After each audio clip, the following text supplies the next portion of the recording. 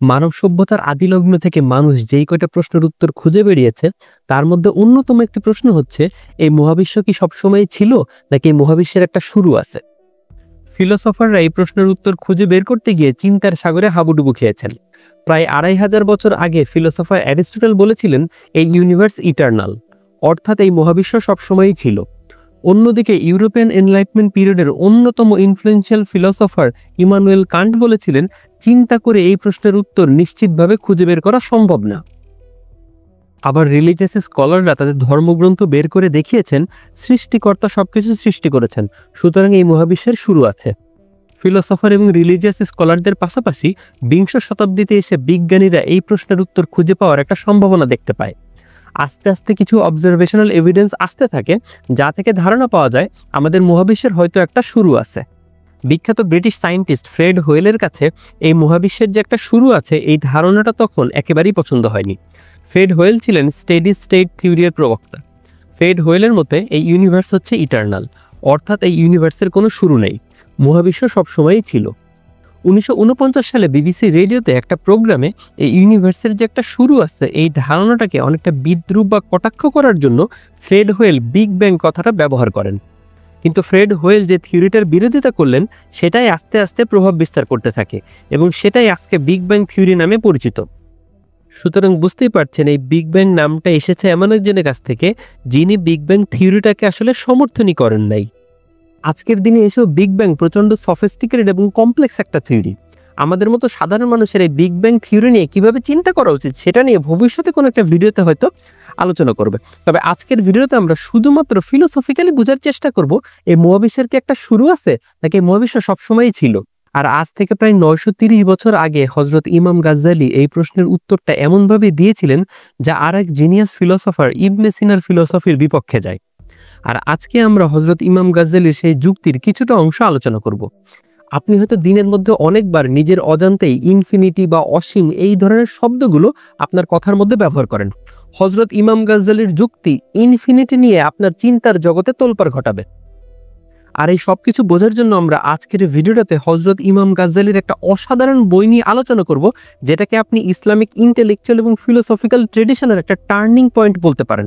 আর এই অসাধারণ বইটার আরবি নাম হচ্ছে তাহফুত আল ফালাসিফা, যেটাকে ইংরেজিতে বলা হয় দ্য ইনকোহেরেন্স অব দ্য ফিলোসফার্স।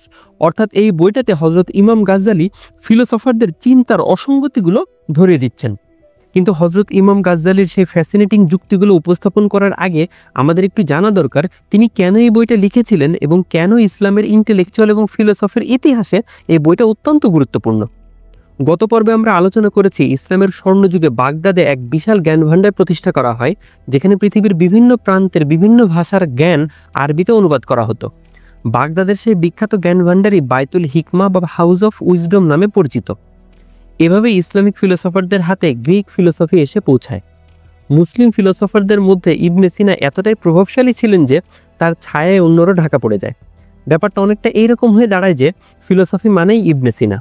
কিন্তু বিপত্তিটা ঘটে যখন গ্রিক ফিলোসফি অর্থাৎ নিওপ্লেটোনিজম এবং অ্যারিস্টটলের দ্বারা প্রভাবিত হওয়ার ফলে আল ফারাবি আর ইবনে সিনার ফিলোসফিতে এমন কিছু মতবাদ আসতে শুরু করে যেগুলো হজরত ইমাম গাজ্জালির মতে ইসলামে গ্রহণযোগ্য না।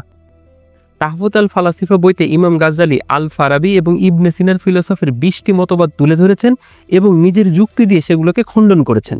আর এই 20টির মধ্যে 3টি মতবাদকে তিনি কুফরি বলে ব্যাখ্যা দিয়েছেন। হযরত ইমাম গাজ্জালির নিজেরও গ্রিক ফিলোসফির উপরে ভালো দখল ছিল।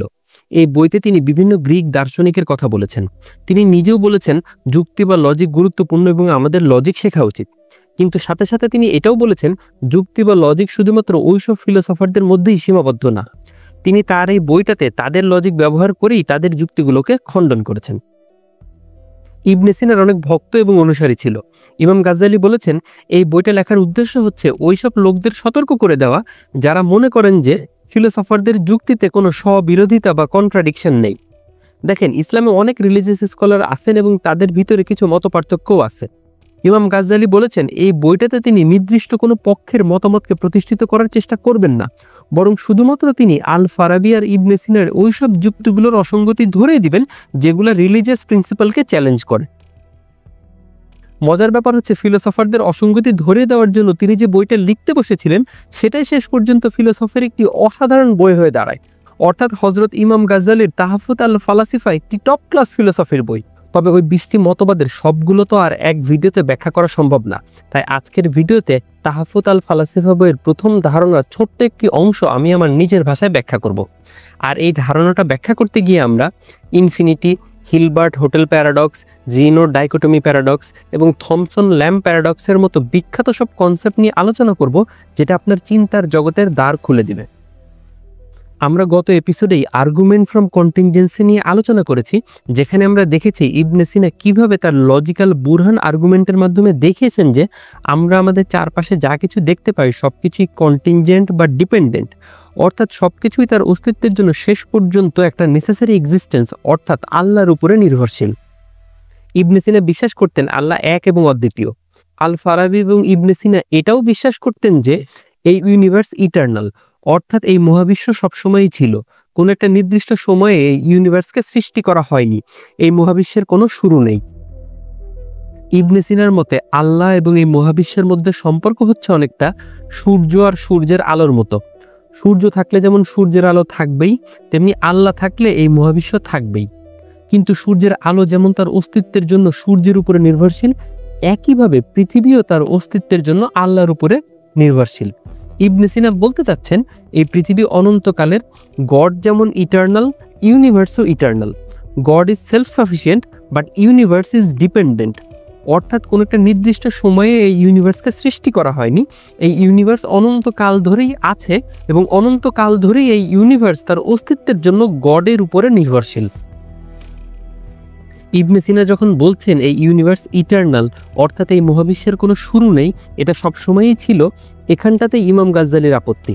হযরত ইমাম গাজ্জালির মতে এইটা একটা কুফরি মতবাদ। অর্থাৎ সূর্য থাকলে সূর্যের আলো থাকবেই, এই কথা যখন বলা হয় তখন একটা ব্যাপার পরিষ্কার যে সূর্যের এখানে কোনো অপশন নেই। সূর্যের কি কোনো ইচ্ছা আছে? সূর্য কি কোনো কিছু কন্ট্রোল করতে পারে? সে কি নিজে নিজে ডিসিশন নিতে পারে যে সে কখন আলো দিবে কখন আলো দিবে না? না, পারে না।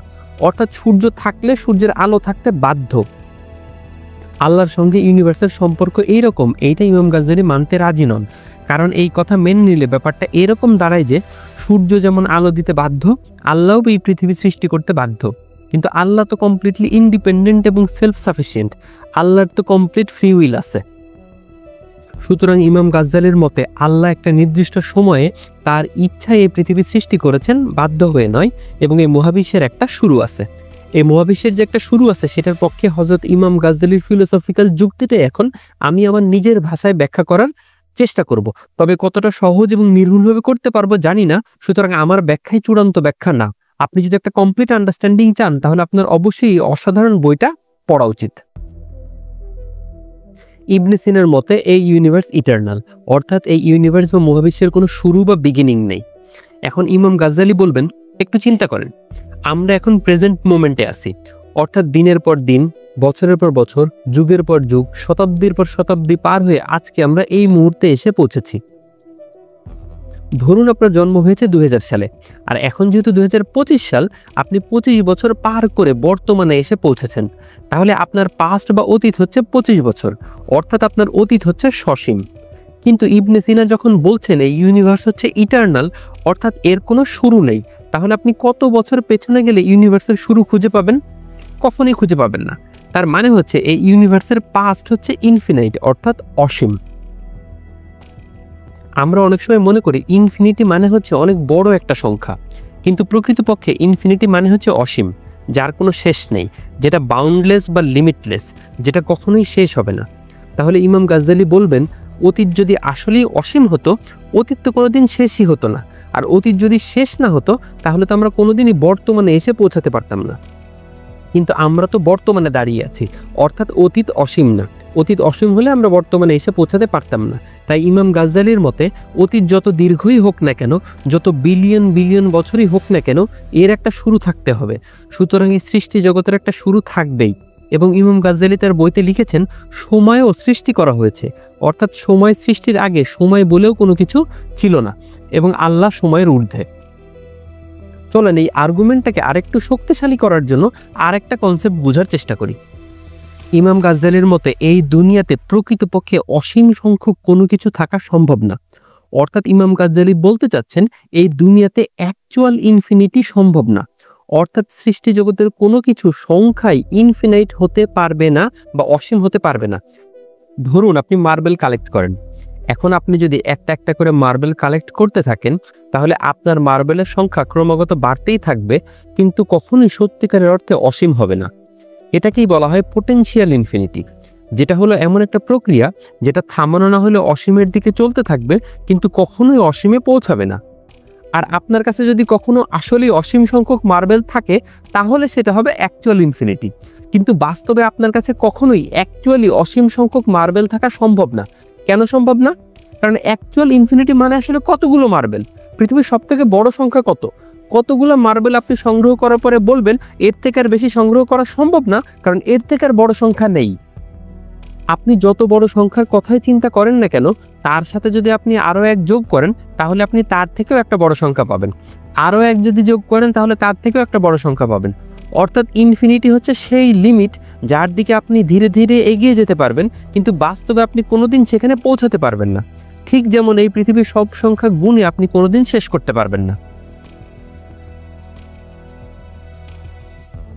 সুতরাং এই ব্যাপারটা ক্লিয়ার থাকা ভালো যে পোটেনশিয়াল ইনফিনিটি বা কনসেপচুয়াল ম্যাথমেটিক্যাল ইনফিনিটি নিয়ে ইমাম গাজ্জালির কোনো সমস্যা নেই। সমস্যা তখনই শুরু হবে যদি আপনি বলেন এই সৃষ্টি জগতে অ্যাকচুয়াল ইনফিনিটি অর্থাৎ অসীম সংখ্যক কোনো কিছু আছে। ইমাম গাজ্জালি বলেছেন প্রতি মুহূর্তেই এই মহাবিশ্বে কোনো না কোনো ঘটনা ঘটছে বা ইভেন্ট সংঘটিত হচ্ছে। পাস্ট বা অতীত যদি আসলেই অসীম হতো তাহলে পৃথিবীতে ইতিমধ্যে অসীম সংখ্যক ঘটনা ঘটে যেত, যেটাকে আমরা বলতে পারতাম infinite number of past events বা অসীম সংখ্যক ঘটনা ইতিমধ্যেই ঘটে গিয়েছে। যেহেতু এই দুনিয়াতে অ্যাকচুয়াল ইনফিনিটি বা অসীম সংখ্যক কোনো কিছু থাকা সম্ভব না, সুতরাং infinite number of past events থাকাও সম্ভব না, অর্থাৎ পাস্ট বা অতীত ইনফিনাইট হতে পারবে না। শুধুমাত্র এতটুকু বলেই হজরত ইমাম গাজ্জালি থেমে যাননি। হজরত ইমাম গাজ্জালির মতে অ্যাকচুয়াল ইনফিনিটি যদি সম্ভব হতো তাহলে নানান ধরনের প্যারাডক্সের সৃষ্টি হতো।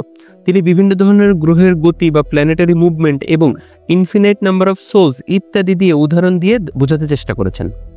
কিন্তু আমি কিছু মডার্ন প্যারাডক্সের উদাহরণ দিয়ে ক্লিয়ার করার চেষ্টা করব। তবে সেই মাইন্ড ব্লোয়িং প্যারাডক্সগুলো বোঝার জন্য চলেন ইনফিনিটির ফাউন্ডেশনটা আরেকটু ক্লিয়ার করে নিই। দেখেন আমার এই হাতে 1 2 3 4 5 5টা আঙ্গুল আছে, আবার এই হাতেও 1 2 3 4 5 5টা আঙ্গুল আছে। তাহলে আমরা গুনে গুনে দেখলাম যে আমার দুই হাতেই 5টা করে অর্থাৎ সমান সংখ্যক আঙ্গুল আছে।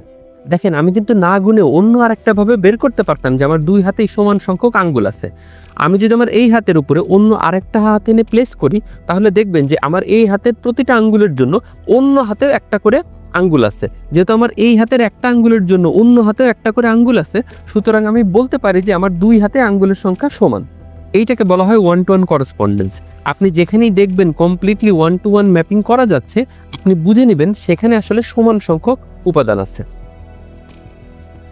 মনে করুন আমি আপনাকে বললাম 1 থেকে 20 পর্যন্ত পূর্ণ সংখ্যার একটা সেট তৈরি করুন, আপনি অটোমেটিক্যালি বুঝে যাবেন এখানে আসলে 20টা সংখ্যা আছে।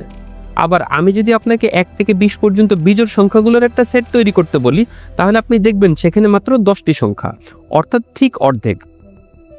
অর্থাৎ যতক্ষণ পর্যন্ত আপনি সসীম সংখ্যার মধ্যে কাজ করছেন ততক্ষণ পর্যন্ত আপনি যতগুলো পূর্ণ সংখ্যা পাবেন ঠিক তার অর্ধেক জোড় বা বিজোড় সংখ্যা পাবেন। যেমন আপনি যদি 1 থেকে 100 পর্যন্ত গোনেন তাহলে আপনি 100টা পূর্ণ সংখ্যা এবং তার মধ্যে 50টা হবে বিজোড় সংখ্যা। অর্থাৎ বিজোড় সংখ্যাগুলো পূর্ণ সংখ্যাগুলোর একটা অংশ। পূর্ণ সংখ্যা হচ্ছে হোল আর বিজোড় সংখ্যা হচ্ছে পার্ট। এবং এখানে আমরা ক্লিয়ারলি দেখতে পারলাম যে পার্ট হোলের থেকে ছোট, যেটা স্বাভাবিক, বাস্তব দুনিয়ায় আসলে সেটাই হয়ে থাকে। আশা করি এতটুকু পর্যন্ত একদম ক্লিয়ার। কিন্তু এখন যদি আপনি সসীম সংখ্যক সংখ্যা ছেড়ে দিয়ে অসীম সংখ্যক সংখ্যা নিয়ে সেট তৈরি করতে চান তখন কিন্তু আর বিজোড় সংখ্যা পরিমাণে পূর্ণ সংখ্যার অর্ধেক হবে না, কারণ তখন আপনি 1-to-1 ম্যাপিং করতে পারবেন। একটু মনোযোগ দিয়ে দেখেন, কারণ এই পার্টটা খুব ইম্পর্টেন্ট। আপনি যদি এমন একটা মেশিন বের করেন যেটা কাউন্টিং করা কোনোদিনই থামাবে না, অসীম সময় ধরে চলতে থাকবে, তাহলে প্রতিটা পূর্ণ সংখ্যার জন্য একটি করে বিজোড় সংখ্যা পাওয়া যাবে। তার মানে হচ্ছে পূর্ণ সংখ্যাও কোনোদিন শেষ হবে না, আর বিজোড় সংখ্যাও কোনোদিন শেষ হবে না। কারণ সবথেকে বড় সংখ্যা বা শেষ সংখ্যা বলে তো কোনো কিছু নেই। দুইটা লাইনই অসীম পর্যন্ত চলতে থাকবে এবং আপনি যত দূরেই যান না কেন প্রতিটা পূর্ণ সংখ্যার জন্য একটি করে আপনি বিজোড় সংখ্যা পাবেন। 1-to-1 করসপন্ডেন্স চলতে থাকবে। সুতরাং শুনতে অদ্ভুত লাগলেও অসীম সংখ্যক পূর্ণ সংখ্যা এবং অসীম সংখ্যক বিজোড় সংখ্যার দুইটা সেটের ক্ষেত্রে ঠিক যতগুলো পূর্ণ সংখ্যা আছে ঠিক ততগুলোই বিজোড় সংখ্যা আছে, অর্থাৎ part is equal to whole. দেখুন গণিতের ভাষায় এখানে কোনো সমস্যা নেই। যেহেতু আপনি 1-to-1 ম্যাপিং করতে পারছেন সেহেতু সেট থিওরির নিয়ম অনুযায়ী ম্যাথমেটিক্যালি এখানে কোনো সমস্যা নেই। কিন্তু এটা কি বাস্তবে সম্ভব? দেখেন বাস্তব দুনিয়া যেইভাবে চলে তার সাথে পুরোপুরি মিল রেখে ম্যাথমেটিশিয়ানরা যে সব ম্যাথমেটিক্যাল কনসেপ্ট বানাবেন সেরকম এক্সপেক্ট করার কোনো কারণ নেই। কারণ ম্যাথমেটিক্সের একটা সৌন্দর্যই হচ্ছে ম্যাথমেটিক্সের স্বাধীনতা। ইনফিনিটি আর সেট থিওরির জগতে বিশাল অবদান রাখা গণিতবিদ গেঅর্গ ক্যান্টর বলেছিলেন, the essence of mathematics is it's freedom. এরপরেও কেউ যদি আপনাকে বলতে চায় যেটা ম্যাথমেটিক্যালি সম্ভব সেটা বাস্তব জগতেও অবশ্যই সম্ভব হবে, তাকে আপনি খুব সহজ একটা উদাহরণ দিতে পারেন। মনে করেন আপনার গ্রামের 10,000 জন মহিলার উপরে একটা সার্ভে করা হয়েছে। সেখানে দেখা গেছে এই 10,000 জন মহিলা মোট 25,000 সন্তান জন্ম দিয়েছেন, অর্থাৎ এক একজন মহিলা গড়ে 2.5টি করে সন্তান জন্ম দিয়েছেন। ম্যাথমেটিক্যালি এভারেজের এই ফর্মুলা একদম পারফেক্ট, কিন্তু আপনি কি বাস্তবে এমন কোনো মহিলা দেখাতে পারবেন যিনি আসলেই 2.5টা সন্তান জন্ম দিয়েছেন? আপনি বুঝতেই পারছেন এভারেজ হচ্ছে একটা সিম্পলিফাইড ভার্সন অফ রিয়েলিটি।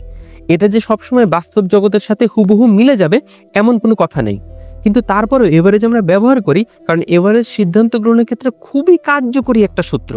এখন আমরা কিছু প্যারাডক্সের মাধ্যমে বোঝার চেষ্টা করব কেন অ্যাকচুয়াল ইনফিনিটি এই বাস্তব জগতে থাকা সম্ভব না। 20th সেঞ্চুরির অন্যতম বিখ্যাত ম্যাথমেটিশিয়ান ডেভিড হিলবার্ট এইরকম একটা প্যারাডক্স আমাদের সামনে উপস্থাপন করেন, যেটাকে বলা হয় হিলবার্টস ইনফিনিটি হোটেল প্যারাডক্স।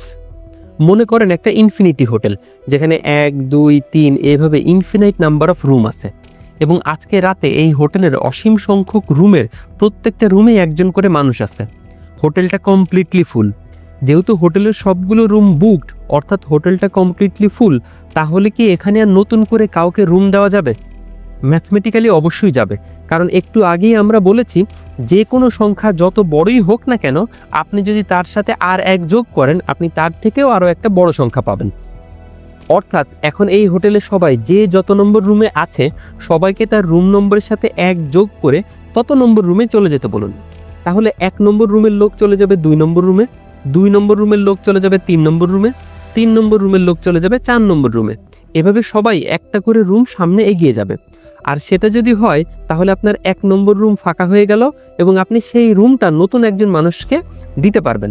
আপনি প্যারাডক্সটা বুঝতে পারতেছেন?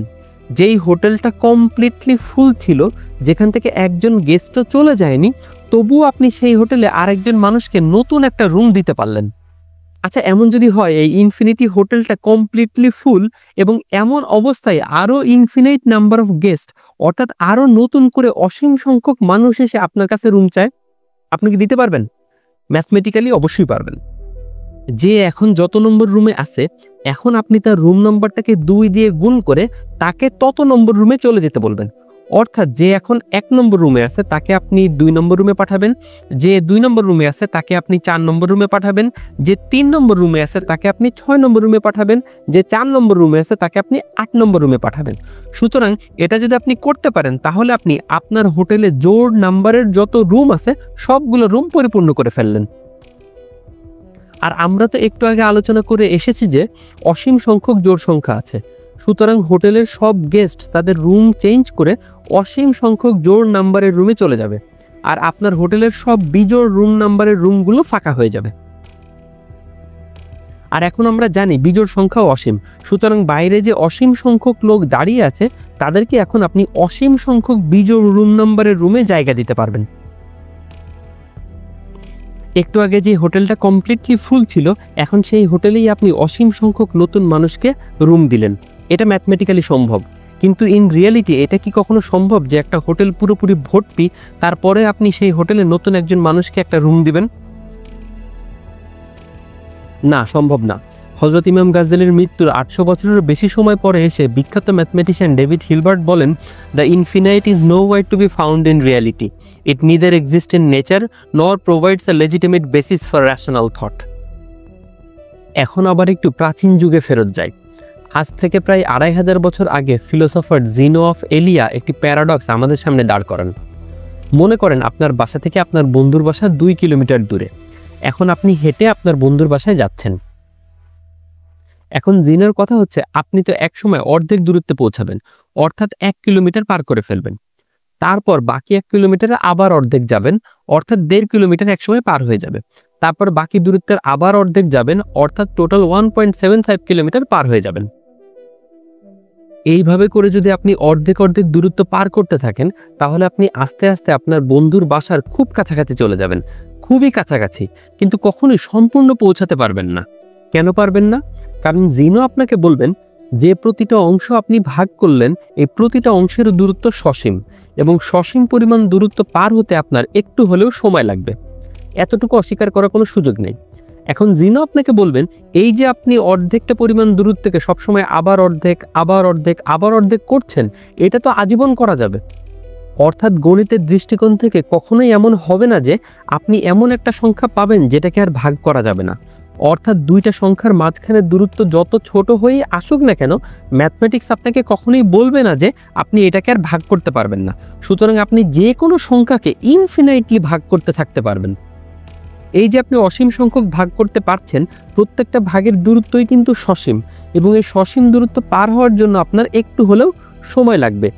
আর এই অসীম সংখ্যক ভাগগুলো যদি আপনি একসাথে যোগ করেন, তাহলে আপনার টোটাল দূরত্বটাও কিন্তু অসীম হওয়ার কথা, আর অসীম পরিমাণ দূরত্ব পার হতে আপনার কিন্তু অসীম পরিমাণে সময় লাগার কথা।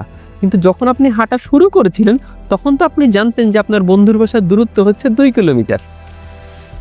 দেখেন, এই অসীম সংখ্যক অর্ধেক দূরত্বগুলো যদি আপনি একটির পর একটি যোগ করতেই থাকেন, তাহলে এই যোগফলটা 2 এর খুব কাছাকাছি পৌঁছে যাবে, অর্থাৎ 2 এর দিকে কনভার্জ করবে। কিন্তু ম্যাথমেটিক্যালি সহজেই এই সমস্যাটা সমাধান করা যায়। চলুন একটা সিম্পল উপায়ে সলভ করার চেষ্টা করি, যাতে আমরা সহজেই বুঝতে পারি। মনে করি এই ইনফিনিট সিরিজটা সমান ডি, যেটা আমাদের মোট দূরত্ব। এখন যদি আমরা উভয় পক্ষকে 2 দিয়ে গুণ করি, তাহলে বাম পাশে পেয়ে যাব 2d, আর ডান পাশে সবকিছু 2 দিয়ে গুণ হয়ে ডাবল হয়ে যাবে। এখন দেখেন তো এই অংশটা চেনা চেনা লাগছে কিনা? রাইট, এই অংশটা মানে আমরা ধরে নিয়েছিলাম d। সুতরাং এখন আমরা এটাকে রিপ্লেস করে d লিখতে পারি। এখন d কে যদি আমরা বাম পাশে এনে বিয়োগ করি, তাহলে আমরা পেয়ে যাব d সমান 2। d কি মনে আছে তো? বন্ধুর বাসার সে 2 কিলোমিটার দূরত্ব, যেখানে আপনি কোনোভাবেই পৌঁছাতে পারছিলেন না, কিন্তু ইকুয়েশনের সাহায্যে আমরা দেখলাম সেই দূরত্বে পৌঁছানো সম্ভব। অর্থাৎ জিনোর প্যারাডক্স সলভ হয়ে গেল। কিন্তু অঙ্ক মিলে যাওয়ার কারণে তো আরেক গ্যাঞ্জাম শুরু হলো। আমি তো পুরো ভিডিওটাতে বলে আসছি যেটা ইনফিনিটি সেটা কোনোদিন শেষ হবে না, সেটা অসীম। এবং আমরা দেখছিলাম যে আপনার বাসা এবং আপনার বন্ধুর বাসার ভিতরে যে দূরত্ব, সেটা ম্যাথমেটিক্যালি ইনফিনাইটলি ভাগ করা সম্ভব। ম্যাথমেটিক্যালি কখনোই এমন কোনো সিচুয়েশন আসবে না যে আপনি এমন একটা ডিস্টেন্স পাবেন যেটাকে আর ভাগ করা যাবে না। কিন্তু এই অঙ্কের উত্তর আবার আমাদেরকে বলছে অসীম সংখ্যক সংখ্যার যোগফল সসীম হতে পারে, যেটা এইমাত্র আমরা আমাদের নিজের চোখে দেখলাম যে অসীম সংখ্যক সংখ্যার যোগফল হলো 2, যেটা সসীম। এখানেই আবার আমাদেরকে একটু ম্যাথমেটিক্স থেকে রিয়েলিটিতে ফেরত আসতে হবে। এর আগেও অনেকবার বলেছি, কনসেপচুয়াল ম্যাথমেটিক্যাল ইনফিনিটি বা পোটেনশিয়াল ইনফিনিটি নিয়ে আমাদের কোনো সমস্যা নেই। যে কোনো সংখ্যাকে আপনি অসীম সংখ্যকবার ভাগ করতে পারবেন, কিন্তু মনে রাখবেন দুইটা ডিস্টেন্সের মধ্যের দূরত্বকে আপনি অসীম সংখ্যকবার ভাগ করতে পারবেন, তার মানে এই না যে বাস্তবে আসলেই এই দুইটা ডিস্টেন্সের মধ্যে অসীম সংখ্যক স্পেস আছে। না, নাই। থাকলে আপনি সেই দূরত্ব পার হতে পারতেন না। সুতরাং আপনি কম্পিউটারে বা ক্যালকুলেটরে অসীম সংখ্যকবার ভাগ করতে পারলেও ইন রিয়েলিটি আপনি কখনোই ফিজিক্যাল ডিস্টেন্সকে অসীম সংখ্যক ভাগে ভাগ করতে পারবেন না। মডার্ন সায়েন্স অনুযায়ী আপনি একটা ডিস্টেন্স বাই স্পেসকে একটা নির্দিষ্ট সীমার নিচে ভাগ করতে পারবেন না। যদি করেন, ইট উইল বি মিনিংলেস। সুতরাং মডার্ন ফিজিক্স অনুযায়ী ডিস্টেন্স বাই স্পেসের স্মলেস্ট পসিবল ইউনিট হচ্ছে প্ল্যাঙ্ক লেন্থ। এখন আমরা এমন একটা এক্সাম্পল নিয়ে আলোচনা করব, যেটাতে আমরা পুরো ভিডিওটাতে যা কিছু শিখেছি সবকিছু একসাথে অ্যাপ্লাই করে একটা কমপ্লিট কনক্লুশন ড্র করার চেষ্টা করব। আর এই প্যারাডক্সের এক্সাম্পলটা আমি নিয়েছি ব্রিটিশ ফিলোসফার জেমস এফ থমসনের কাছ থেকে। মনে করেন এখন বাজে রাত 11টা 58 মিনিট। আপনার সামনে একটা টেবিল ল্যাম্প আছে, আপনি অন করবেন আর অফ করবেন, অন করবেন আর অফ করবেন, জাস্ট 2 মিনিট এই কাজ করতে হবে। আই মিন রাত 11:58 থেকে রাত 12টা পর্যন্ত। আগের এক্সাম্পলের মতোই আমরা অর্ধেক সময় পর পর লাইটটা অন আর অফ করতে থাকবো। অর্থাৎ এখন বাজে রাত 11:58, এখন লাইটটা অফ। আপনি 11:59 গিয়ে এই লাইটটা অন করে দিবেন, আবার 11:59:30 গিয়ে আপনি লাইটটা অফ করে দিবেন। তারও অর্ধেক সময় যখন বাকি থাকবে অর্থাৎ 45 সেকেন্ডে গিয়ে আপনি আবার অন করে দিবেন। আমরা এর আগে আলোচনা করে এসেছি যে আমরা এইভাবে অসীম সংখ্যকবার ভাগ করতে থাকতে পারবো, ম্যাথমেটিক্স আমাদেরকে থামাবে না। এবং এইবার আমরা সিদ্ধান্ত নিয়েছি আমরাও থামবো না, অর্থাৎ আমরা এরকম অন অফ ইনফিনাইটলি করতে থাকবো। আপনি হয়তো অলরেডি বুঝতে পারছেন ইন রিয়েলিটি অর্থাৎ এই বাস্তব দুনিয়ায় আপনি 2 মিনিটের মধ্যে অসংখ্য বার লাইটটা আসলে অন অফ করতে পারবেন না। কিন্তু ধরে নিলাম আমরা এমন একটা পাওয়ারফুল মেশিন আবিষ্কার করে ফেলেছি, সেই মেশিনটা এই কাজটা করতে পারবে এবং লাইটের কোয়ালিটিও খুব ভালো, নষ্ট হবে না। এই সব কিছু যদি পসিবল হয় তাহলে অসীম সংখ্যক বার অন অফ করতে থাকবেন। এখন প্রশ্ন হচ্ছে, অসীম সংখ্যক বার অন অফ করার ফলে রাত 12টার সময় লাইটটা কি এখন অন নাকি অফ? উত্তরটা হচ্ছে আনডিফাইন্ড, অর্থাৎ আপনি জানেন না। কেন জানেন না? দেখেন, লাইটটা যদি আপনি একবার চাপেন তাহলে লাইটটা অন হবে, 2 বার চাপলে অফ হবে, 3 বার চাপলে অন হবে, 4 বার চাপলে অফ হবে। সুতরাং আপনি প্যাটার্নটা ধরতে পারতেছেন, জোড় সংখ্যকবার চাপলে অফ হবে, বিজোড় সংখ্যকবার চাপলে অন হবে। সুতরাং এই লাইটটা অন নাকি অফ এটা বুঝতে হইলে আপনাকে এটা বুঝতে হবে যে আপনি যতবার লাইটটা চেপেছেন সেই সংখ্যাটা কি জোড় নাকি বিজোড়। কিন্তু আপনি তো বলছেন আপনি লাইটটা চেপেছেন অসীম সংখ্যকবার, অর্থাৎ তার কোনো শেষ নেই। আর যার কোনো শেষ নেই সেটা জোড় নাকি বিজোড় সেটা তো আপনি জানেন না। আর যেহেতু আপনি জানেন না, সুতরাং আপনি এটাও জানেন না রাত 12টার সময় লাইটটা অন নাকি অফ। আর আপনি যদি বলতে পারেন সংখ্যাটা জোড় নাকি বিজোড়, তাহলে সেটা অসীম সংখ্যা না, সেটা সসীম। হযরত ইমাম গাজ্জালী তার তাহফুত আল ফালাসিফা বইতে গ্রহের ঘূর্ণন অর্থাৎ প্ল্যানেটারি রোটেশনের এক্সাম্পল দিতে গিয়ে ঠিক একই কথাই বলেছেন যে যেটাকে জোড় অথবা বিজোড় বলা যায় সেটা আসলে সসীম। ইনফিনিটিকে জোড় বা বিজোড় হিসেবে প্রকাশ করা যায় না। আজকেও আমরা তাই জানি, ইনফিনিটি আসলে কোনো ন্যাচারাল নাম্বার না। By the way, modern physics অনুযায়ী স্পেস বা ডিস্টেন্সের স্মলেস্ট ইউনিট যেমন প্ল্যাঙ্ক লেন্থ, তেমনি টাইমের স্মলেস্ট ইউনিট হচ্ছে প্ল্যাঙ্ক টাইম, অর্থাৎ সময়কেও আপনি ইনফিনাইটলি ভাগ করতে পারবেন না। সুতরাং আমরা অনেকগুলো এক্সাম্পলের মাধ্যমে দেখলাম ইনফিনিটি হচ্ছে সেই লিমিট যেটার দিকে আপনি এগিয়ে যেতে পারবেন, কিন্তু প্রকৃতপক্ষে সেখানে আপনি কখনোই পৌঁছাতে পারবেন না। যোগ করে করে অর্থাৎ সাকসেসিভ এডিশনের মাধ্যমে কখনোই ইনফিনিটিতে পৌঁছানো সম্ভব না। সুতরাং actually infinite number of things বা infinite number of past events থাকা পসিবল না। যেহেতু infinite number of past events থাকা পসিবল না, সুতরাং পাস্ট ইনফিনাইট না। অতীত যদি অসীম হতো তাহলে আমরা বর্তমানে এসে পৌঁছাতে পারতাম না, কারণ পাস্ট ইভেন্টই কখনো শেষ হতো না। যেহেতু আমরা বর্তমানে এসে পৌঁছেছি, তার মানে এই মহাবিশ্বের একটা শুরু আছে। এই ফিলোসফিক্যাল রিজনিং এর ভিত্তিতে the universe must have a beginning.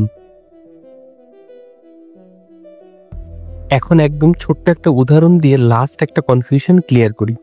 মনে করেন আপনাকে বলা হলো আপনি কোনো একটা জায়গায় অনন্তকাল বা অসীম সময় ধরে থাকবেন। দেখেন, এই কথাটার মানে হচ্ছে ওই জায়গাতে আপনার থাকাটা কখনো শেষ হবে না। হ্যাঁ, অবশ্যই আপনি সেখানে ভবিষ্যতে অসীম সময় ধরে থাকবেন, কিন্তু কোনো একটা নির্দিষ্ট সময়ে যখন আপনি পিছনে ফিরে দেখার চেষ্টা করবেন যে আজ পর্যন্ত আপনি সেখানে কত বছর ধরে আছেন, সেই সময়টা সবসময়ই হবে সসীম। অর্থাৎ 10 বিলিয়ন, 50 বিলিয়ন বা 100 বিলিয়ন বছর পার হয়ে গেলেও সেটা কিন্তু একটা সসীম সংখ্যা। অর্থাৎ আপনি যে ওই জায়গাটাতে অসীম সময় ধরে থাকবেন, এটা একটা প্রক্রিয়া। এটা এমন একটা প্রক্রিয়া যেটা কখনোই শেষ হবে না। এমন কোনো সময় আসবে না যে আপনাকে বলা হবে আজকে শেষ দিন, এরপরে আর কোনো দিন নেই। অর্থাৎ যখন বলা হয় কোনো একটা জায়গায় আপনি অনন্তকাল ধরে থাকবেন, এটার মানে হচ্ছে ওই জায়গাটাতে আপনার ভবিষ্যৎ অসীম, সেটা ইতিমধ্যে সম্পূর্ণ হয়ে যায়নি বা কখনোই সেটা শেষ হয়ে যাবে না।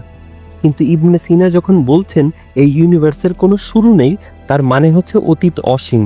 অর্থাৎ আজ পর্যন্ত অসীম সংখ্যক বছর পার হয়ে গিয়েছে বা অতীতে অসীম সংখ্যক ঘটনা অলরেডি ঘটে গিয়েছে। সুতরাং অ্যাকচুয়াল ইনফিনিটি। আর সেখানেই হযরত ইমাম গাজ্জালীর আপত্তি। আর আজকের ভিডিওতে আমরা ফিলোসফিক্যালি আলোচনা করলাম এই সৃষ্টি জগতে অ্যাকচুয়ালি অসীম সংখ্যক কোনো জিনিস থাকা সম্ভব না, সুতরাং infinite number of past events থাকাও সম্ভব না, সুতরাং এই ইউনিভার্সের একটা শুরু আছে। এবং ইমাম গাজ্জালি তার বইতে লিখেছেন সময়ও সৃষ্টি করা হয়েছে, অর্থাৎ সময় সৃষ্টির আগে সময় বলেও কোনো কিছু ছিল না এবং আল্লাহ সময়ের ঊর্ধ্বে। এছাড়া আমরা কিছু এক্সাম্পলের মাধ্যমে এইটাও বুঝতে পারলাম যে কোনো একটা জিনিস ম্যাথমেটিক্যালি পসিবল হলেই সেটা যে বাস্তব দুনিয়াতেও সম্ভব হবে এটা ধরে নেওয়ার কোনো কারণ নেই। হযরত ইমাম গাজ্জালি তার তাহাফুত আল ফালাসিফা বইতে যেভাবে ব্যাখ্যা করেছেন, আমি তার সাথে আরও কিছু এক্সাম্পল অ্যাড করে ক্ল্যারিফাই করার চেষ্টা করলাম পাস্ট বা অতীত কেন ইনফিনাইট বা ইটার্নাল না। ভিডিওর শুরুতেই বলেছি হযরত ইমাম গাজ্জালি ফিলোসফারদের 20টি মতবাদের মধ্যে 3টি মতবাদকে কুফরি বলে ব্যাখ্যা দিয়েছেন। হযরত ইমাম গাজ্জালি যখন এই বই লিখেছেন তার অনেক আগেই ইবনে সিনা মারা গিয়েছেন। দেখেন, আমি আগের 2টা ভিডিওতে অ্যারিস্টটল এবং ইবনে সিনার ফিলোসফি নিয়ে আলোচনা করেছি।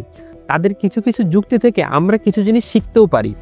অনেক ধর্মের অনেক রিলিজিয়াস স্কলাররা বিভিন্ন সময়ে বিভিন্নভাবে অ্যারিস্টটল এবং ইবনে সিনার যুক্তি ব্যবহারও করেছেন, কিন্তু সামগ্রিকভাবে গড নিয়ে তাদের যে ফিলোসফি সেটা একটু বেশি অ্যাবস্ট্রাক্ট এবং বেশি ফিলোসফিক্যাল।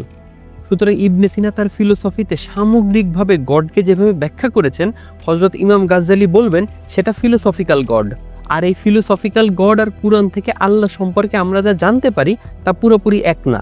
তাই আকীদার মতো সেন্সিটিভ বিষয়গুলোতে ফিলোসফি নয়, বরং কুরআন এবং সুন্নাহ থেকে শিক্ষা নেওয়া উচিত।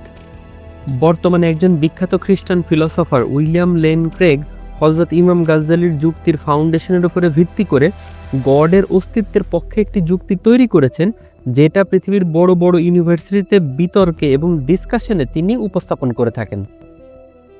During the Middle Ages, before the rise of modern science, people had no scientific evidence for the beginning of the universe. But Ghazali presented some ingenious philosophical arguments for why the past has to be finite.